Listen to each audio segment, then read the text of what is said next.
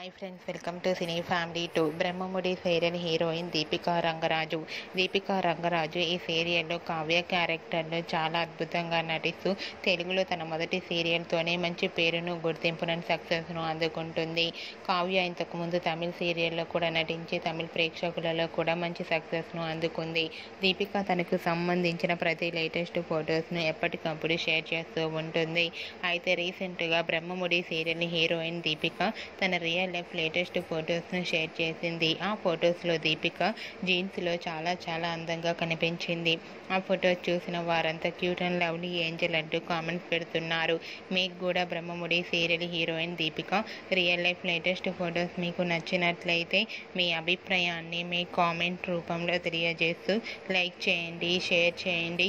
మరిన్ని interesting and latest updates కోసం మా సినీ ఫ్యామిలీ 2 ఛానల్ని సబ్స్క్రైబ్ చేసుకోండి.